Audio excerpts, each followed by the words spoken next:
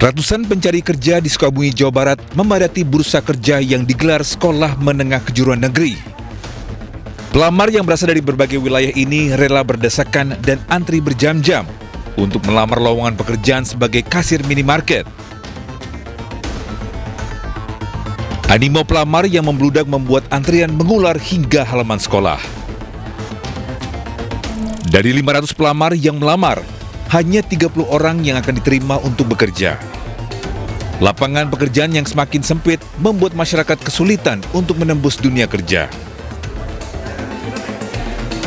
Di Sukabumi sendiri? Kalau di Sukabumi buat cari loker sendiri tuh susah ya, terbilang kecil peluangnya untuk cari loker itu. Apalagi kan buat kerja sama sumber daya manusianya itu lebih banyak SDM-nya gitu, sedangkan peluangnya sedikit gitu. Pemerintah sendiri terus berusaha menciptakan lapangan kerja bagi rakyat Indonesia.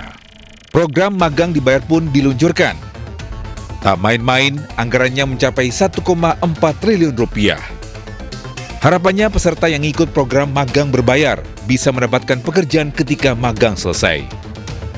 Dengan adanya peserta magang, ini juga bisa membantu perusahaan untuk berkembang, dan ketika perusahaan itu membutuhkan tambahan karyawan, kami sangat yakin kandidat utamanya adalah dari peserta magang ini, karena mereka sudah 6 bulan berinteraksi dengan perusahaan, mereka sudah kenal.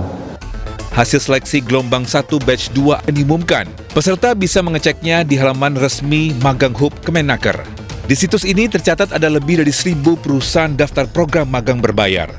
Periode magang dari 20 Oktober 2025 hingga 19 April 2026. 1 tahun pemerintahan Presiden Prabowo, program magang dibayar pun dibuat untuk membuka lapangan kerja bagi lulusan baru. Ya, Gen Z pun berharap program ini bisa membantu mereka dalam mendapatkan pekerjaan.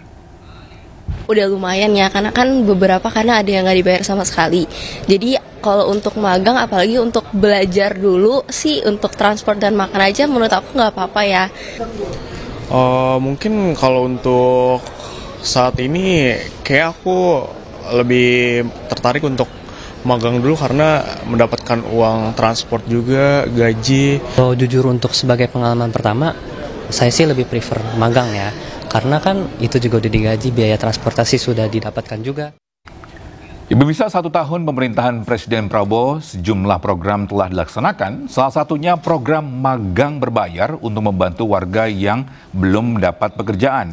Dan untuk membahasnya lebih dalam telah bergabung bersama kami melalui sambungan Zoom Menteri Ketenagakerjaan Yasir Lee. Selamat pagi, Pak Yasir Lee.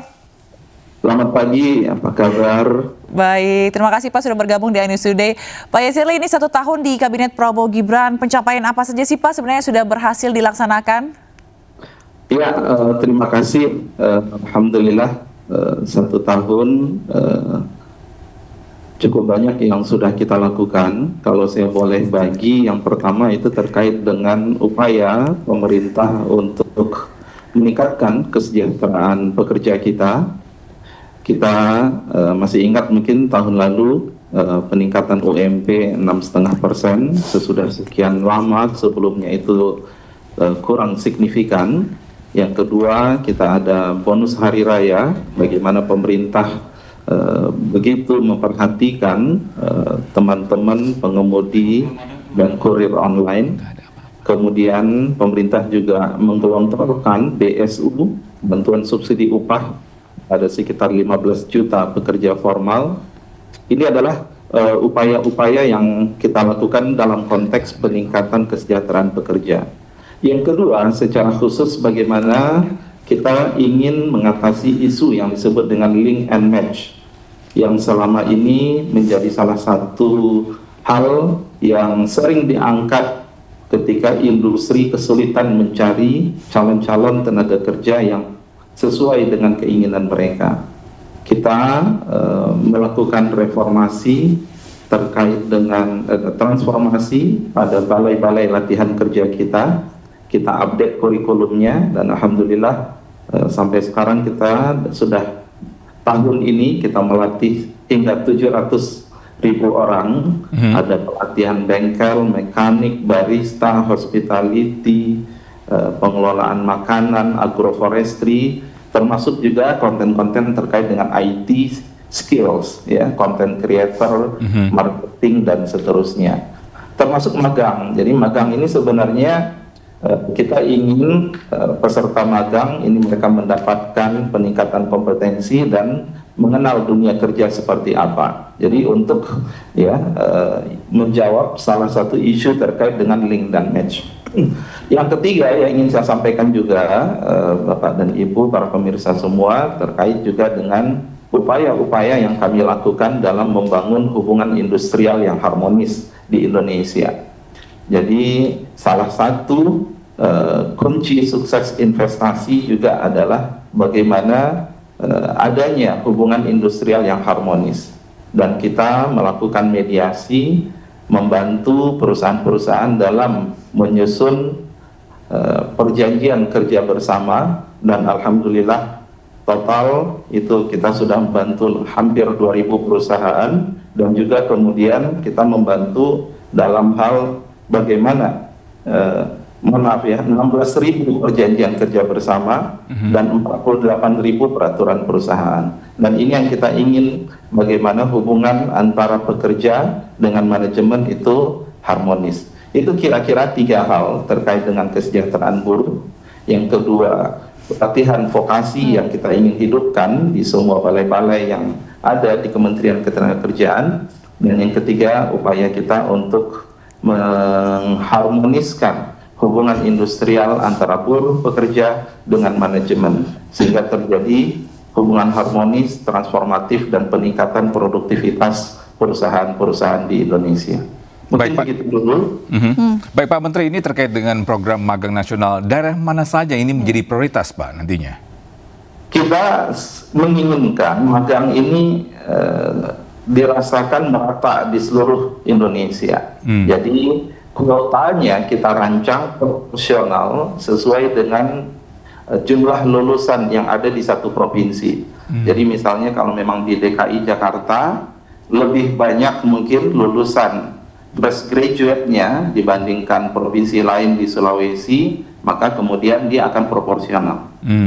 Kita juga menginginkan proporsional dari hal program studi lulusan, dan dia akan ditempatkan bekerja pada posisi apa. Nah, pada batch 1 memang karena masih terbatas, dan pada batch 2 kita akan lebih fokus kepada provinsi-provinsi yang pada batch 1 itu masih kurang, maka kita akan prioritaskan pada batch 2. Jadi kita ingin adanya pemerataan, kita ingin kesempatan magang ini dirasakan oleh semua, ya, dan memberikan kesempatan yang sama kepada semua. Baik, kalau sampai saat ini berapa banyak Pak perusahaan yang menyatakan ikut bergabung dalam program magang nasional? Ya, kalau dari data saat ini sudah lebih dari 1.600 perusahaan ya, yang mendaftar, dan pada batch 2 kita juga akan buka kesempatan kepada lembaga, ya, termasuk Bank Indonesia, kemudian kementerian, sehingga kita berharap peluangnya itu juga akan semakin lebih besar lagi. Baik. Ya, baik. Pak Menteri, ini terkait dengan bagaimana sih dari segi Kemnaker ini memastikan program magang ini tidak dieksploitasi sebagai tenaga kerja murah oleh perusahaan? Ya, ini memang kita banyak mendapatkan masukan terhadap hal ini, dan tentu ini menjadi suatu concern perhatian kita. Yang pertama, ada sebuah mekanisme yang memang kita tetapkan bahwa perusahaan itu harus menunjuk mentor, dan kami langsung melakukan koordinasi dan komunikasi dengan para mentor ini. Kita berikan pembekalan, kita berikan rambu-rambu dalam pelaksanaan magang. Yang namanya magang ini bukan bekerja, tapi dalam konteks adalah peningkatan kompetensi. Kemudian yang kedua, kita siapkan platform Monef. Di sini para peserta magang kita minta untuk menuliskan aktivitas hariannya seperti apa, dan ini kita record ya, dalam 1 bulan. Jadi termasuk nanti dia datangnya berapa hari dan seterusnya, karena pelaksanaan magang ini menggunakan dana dari pemerintah dan kita ingin transparansi, akuntabel, dan kita ingin ada suatu good governance yang kita bangun.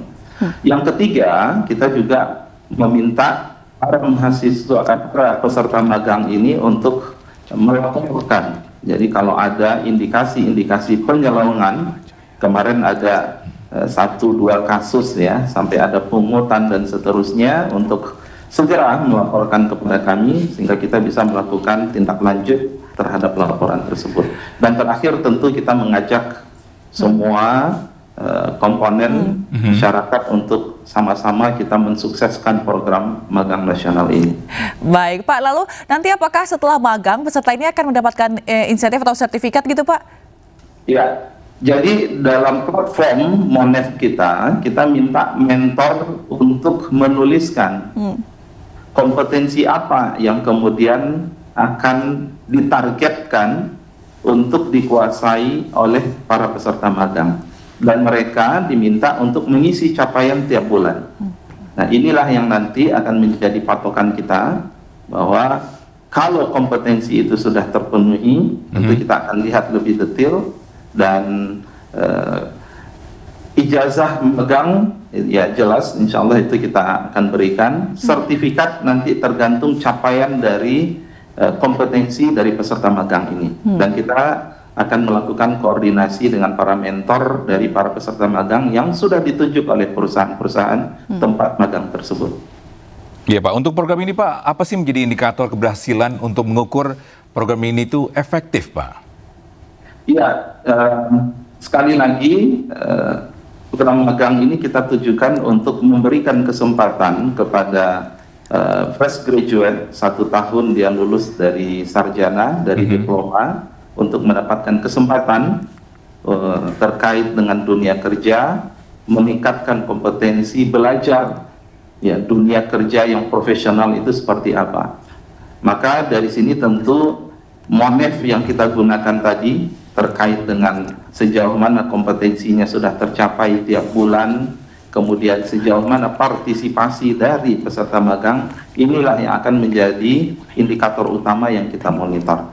Jadi bukan terkait dengan sesudah ini apakah perusahaan wajib merekrut mereka, tentu tidak, walaupun kita berharap sesudah 6 bulan mereka berinteraksi, mereka membantu perusahaan dalam usaha-usahanya, dan kemudian mereka berkinerja baik, memberikan value bagi perusahaan, tentu kita berharap perusahaan memberikan kesempatan kepada mereka ketika memang ada lowongan untuk kemudian merekrut mereka sebagai orang yang sudah mereka kenal dan sudah berkinerja baik selama ini. Iya Pak, untuk program magang ini rencananya ke depan ini berapa lama? Apakah 6 bulan kah, setahun kah, berapa Pak rencananya? Memang magang kita desain 6 bulan, ya, 6 bulan. Tapi ini akan kita buka tiap tahun. Jadi sesuai dengan arahan Pak Presiden. Jadi tahun ini kita targetkan sampai 100.000 dan insya Allah tahun depan juga kita akan buka program yang sama. Dan kita ingin benar sekali lagi bahwa program magang ini menjadi salah satu solusi bagi teman-teman, buat adik-adik para lulusan fresh graduate, kesempatan untuk mengenal dunia kerja, kemudian meningkatkan kompetensi, dan kemudian ada yang banyak dibicarakan terkait dengan link and match dan seterusnya, itu kemudian kita bisa atasi. Baik, lalu berapa persen Pak program magang dibayar ini untuk atau sebagai solusi ya Pak ya mengatasi pengangguran di Indonesia? Ya tadi, jadi harapannya kan memang program ini untuk mengurangi link and match tadi, Mbak Fazilah ya. Jadi secara tidak langsung kemudian ketika isu terkait dengan link and match, ketika kemudian mereka sudah memiliki kompetensi yang jelas, apalagi nanti didukung dengan sertifikat kompetensi mereka tersebut, dari sisi supply kita berharap kemudian isu link and match itu kemudian sudah menjadi berkurang. Mereka sudah punya pengalaman, mereka kemudian sudah punya sertifikat, sehingga kemudian harusnya perusahaan tidak khawatir lagi ketika mereka memiliki lowongan untuk merekrut mereka. Sehingga PR selanjutnya itu adalah memang dari segi demand-nya. Nah, itulah bagaimana kita menumbuhkan iklim industri yang kondusif, bagaimana kita bisa membuka investor dan seterusnya. Tapi tentu ini bersifat sebuah upaya yang bersifat lintas kementerian, dan masing-masing kementerian memiliki program-program strategis yang dari awal Pak Presiden Prabowo menyampaikan bahwa setiap program pemerintah nomor 1 itu harus menjawab solusi terkait dengan pengangguran. Ya Pak Yasril, ini program ini kan sudah berjalan ya Pak. Apa menjadi evaluasi atau enggak feedback ini Pak dari program ini? Ya, ini baru berjalan beberapa hari ya, Mas Togi. Sampai sekarang kita masih melihat antusiasme yang luar biasa. Dan dalam beberapa hari ke depan kita akan langsung melakukan kunjungan langsung ke lapangan untuk berinteraksi dengan para peserta magang. Dan dari situ nanti kita akan tangkap semua aspirasi-aspirasi. Dan kami tentu dari pemerintah kita sangat terbuka ketika ada masukan, ketika ada kemudian aspirasi-aspirasi, tentu insya Allah kita akan follow up untuk kemajuan bangsa kita insya Allah. Baik. Nah, selain ngomongin soal magang berbayar juga gitu, sebenarnya kita pengen tahu juga ya Togi, mungkin pemirsa juga pengen tahu sebenarnya tantangan terberat apa sih Pak yang Bapak hadapi ini selama menjabat menjadi menteri Pak? Ya, memang mengelola tenaga kerja Mbak Fazilah ini ada sekitar 146 juta.